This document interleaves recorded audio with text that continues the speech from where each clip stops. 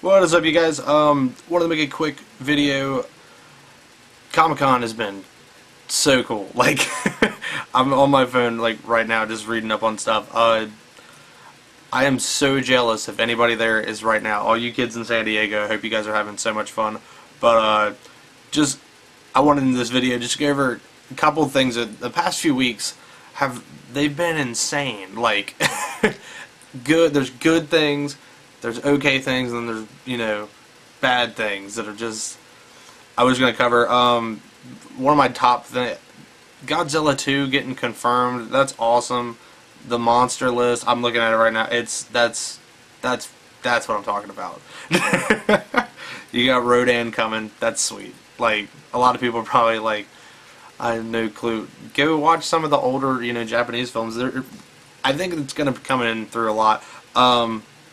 King Ghidorah, which, that's, like, I was reading this list and I was just like, that's so cool. But I think everyone's biggest one is Mothra is finally coming to Godzilla, which is going to be really cool. And I'm shocked that they're going to do 3 monsters in one film, which, is just, all these movies that are coming out right now, it's just they are trying to stack in as many villains and as many things for their main character to fight. Which, you're gonna have. I'm waiting for the one Batman reboot or Superman movie where they have to fight every single villain they've ever fought. But that's what's going on with. I'm so happy for Godzilla. I think that's going to be a really cool. I think it was a big surprise this summer. I think that movie was a really big surprise because a lot of people had that really bad taste from the Godzilla movie We Do Not Speak Of, starring Matthew Broderick. But yeah, that movie's just when Japan has to get mad at us and say this is horrible, that we've done something very, very wrong. I would have liked the Godzilla sequel with Pacific Rim. That'd have been awesome. Godzilla versus Pacific Rim. That'd have been really cool. Couple more things that got out. The Destiny beta is out. I think it's for another day, but that's very impressive. That's definitely what I think next gen gaming needs is that grand scale of stuff.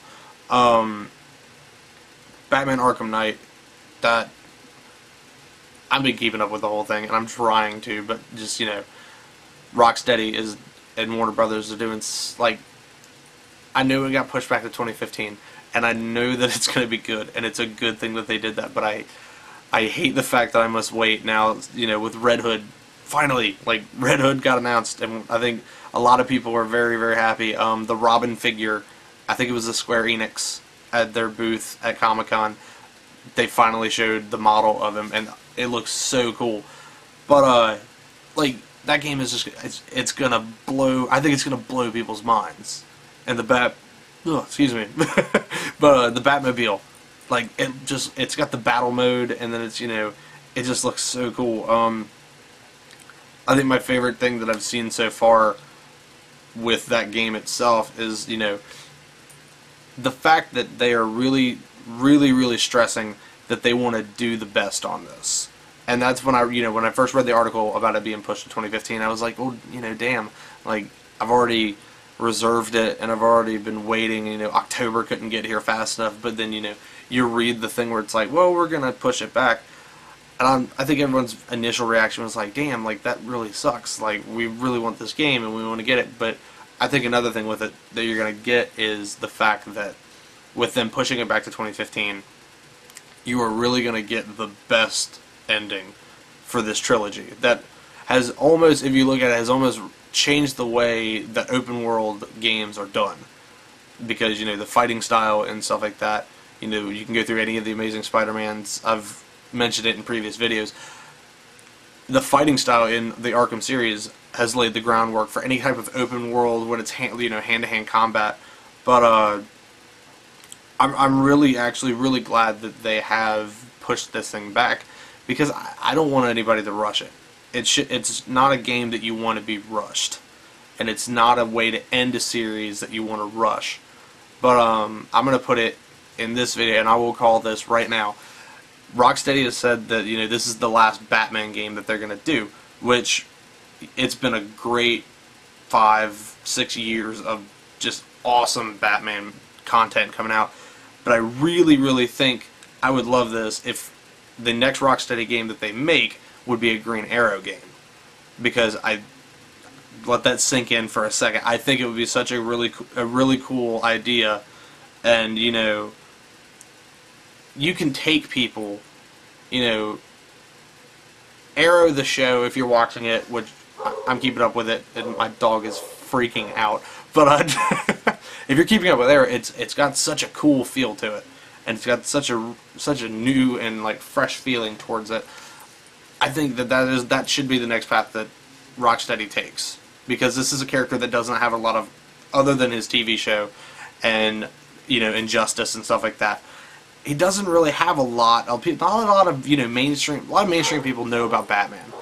Good Lord, he is freaking. But yeah, not a lot of people. A lot of people know about Batman in the mainstream media, but not a lot of people know a lot about Green Arrow. You know, other than the show, like I was saying, other than the show, that's what a lot of people know about this character. And I think that if Rocksteady really wants to push a character up to the next level, like they have with Batman and, you know, the movies and stuff like that, Green Arrow is the next guy in line. And he hasn't really gotten enough, and I think that would be a really good step to take. But overall, that game, you know, I think Arkham Knight is really going to set a standard with next-gen consoles. Because up to date of this video, you know, down there, I have a PS4, and there's, you know, I have friends that have the Xbox One, and there's just not a lot of content out right now. I know that we're having to wait. You know, Destiny is about to come out. The Destiny beta is really cool, and that game's about to come out. But there's not a lot of content out there. And I think that so many games getting pushed back to 2015 is either going to have a very positive result. That means that 2015 is going to be awesome, and, you know, late holiday season is coming around. You know, we're only like 5 months from Christmas, which is insane to me. But you pushing back all these titles, it's gonna be a very good thing in revenue for the company, but it's gonna be a very bad thing for the consumer who is trying to, you know, constantly keep themselves, him or himself, entertained on your console that they just shelled out $400, $500 for.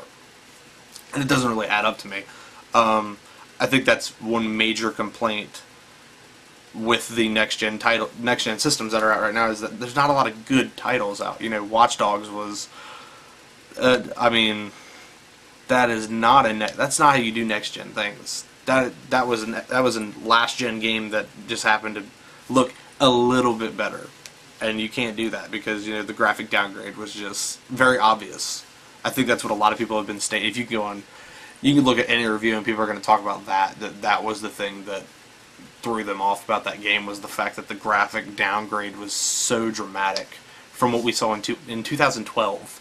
You know, if anything, it should look better because you've had 2 years to push this. But, you know, I mean, when, you know, it's just, you can't really say that, oh, this is your bar minimum, or, you know, this is the bare minimum, and you must be above this, because there are some people that just don't have funding. But, you know, Ubisoft and Rocksteady and all these people, and EA and Activision, all these people, you expect things from them. And I think, you know, this summer, you know, with this summer, the whole thing, E3, in my opinion, was a very big disappointment. That's my personal opinion. It was a disappointment because you didn't see the next step. And I know that we're still in the 1 year of the launch, which is, you know, it's not going to be, you know, fireworks shows every weekend. You're not going to get that. People are still, you know, getting used to the system itself, but you should at least make an effort. That was my biggest complaint about E3. It looked like nobody made an effort to do anything. And that was my biggest problem with it. But, you know, try and keep it positive. It's awesome. I read recently that, you know, backwards compatibility is soon. It's in the testing stage, which is awesome because I have a lot of PS2 games that I would love to play on my PS4. and it, you know, a little boost on the resolution wouldn't hurt either. But I think that's going well. Xbox One, you get, like, it's getting killed. Like, I didn't even, like, I'm not trying to be the PS4 fanboy that's like, my system is better than yours, but look at all the numbers, you know, the numbers don't lie when you're looking at all that stuff. But anyway, Xbox users, I'm sorry, but hey, Titanfall still is fun. But anyway, one more thing with this video, summer 2014, it's been cool, but I have one massive boon to pick with my affiliated comic book side, DC. You cannot tell me that Batman Year One is no longer canon. You can't do that to me. That's not, you can't do that to the fans, you can't do that to yourself, you can't do that to people that have been inspired by this thing, but you cannot do that to people. Why? Like, DC, like, I don't know what is up with DC anymore. Like, there was the resolution that finally came back, but I really don't like, what are you doing? Like, I will support you to the end. I will buy your products. You know, you guys are money cows anyway. Like, that's all we are to you guys, is a bunch of money cows. But I will buy your stuff because you put out quality content. But you cannot tell me, and you cannot tell your other people that are supporting your business and have for years, that one of the most important and influential stories no longer means anything. Because that is the thing that's been stated with Zero Year, that this is the New 52 origin. I think that the New 52 in itself, the opinion of it is such a, it's a love-hate relationship, because Batman fans, I feel, kind of like the New 52. They kind of don't at the same time. Like, me personally, it's not my favorite thing that DC's ever made, and you are remaking everything that, you know, I'm 22 years old. I've known Batman since I was a little kid. I knew certain things about Batman, and then when the New 52 came, I felt like I didn't know anything anymore. And I felt like I had to relearn everything, and it threw me out of being a fan at a certain extent. I didn't want to have to relearn things about this character that I knew about since I was a little kid.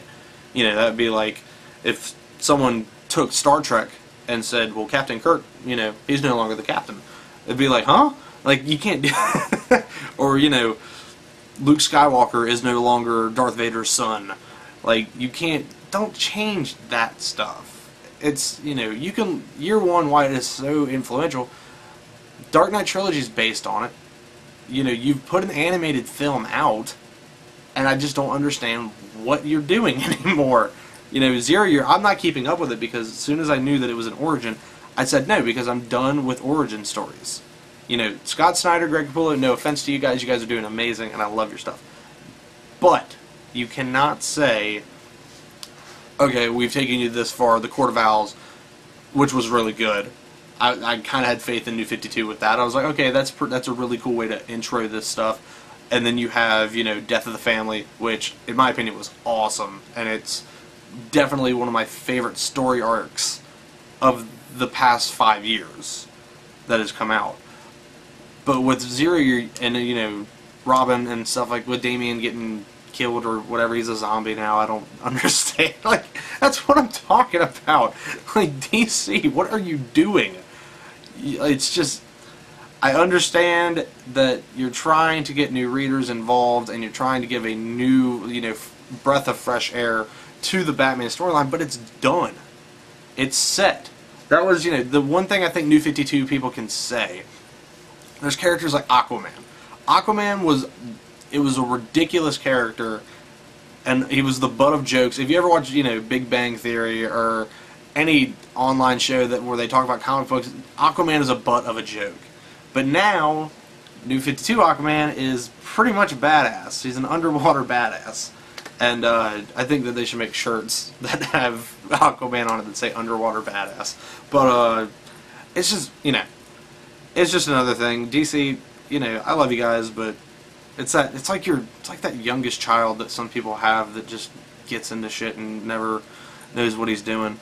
But it's like, I love you, but dude, you're stupid. But anyway, summer 2014, it's been awesome. I a thing I'm really, really excited about. I don't know if it's going to be in the U.S., but I really hope it is. I saw a trailer, and I'm sure a few people have seen it. The Mobile Suit Gundam got a PS4 trailer, which it's only, you know, it's only the grandfather, the RX-78-2, but it's only that, but that's a franchise that needs some love. Like, a new Dynasty Warrior game is coming out, and that's you know, that's just a hack and slash, but I really want a good one. Like, I just really want, like, hold on, but I really want to, you know, like these. You know, Federation vs. Eon was a really good game, and Journey to Jaburo, I liked it. I really like it, and I really want another game, and I really want to have a cool storyline game, but Dynasty Warriors, I guess I'll put up with you until until this new thing comes out. But 2014, it's been cool so far. I mean, I took a break from videos, but I'm back now. I'm going to try and do this more steadily, like I said. But, yeah. Thank you guys so much. Like I said, all you Comic-Con people, I'm super jealous of you. I wish that I could be there, but maybe next year. I looked at New York tickets today, and that was not an option. They're sold out. So if any of you guys are looking at New York Comic Con 2014 up in New York, don't even go to the website. They're sold out. You can get preview night tickets, but that's it. I'm gonna try and go to Baltimore Comic Con. That's probably gonna be the one that I'm going to this year, which is awesome because obviously, go possibly maybe see a football game and a Comic Con. That'd be awesome. But thank you guys so much. Click the like and subscribe, share button, whichever you want to do, and I will see you guys later. Thank you very much.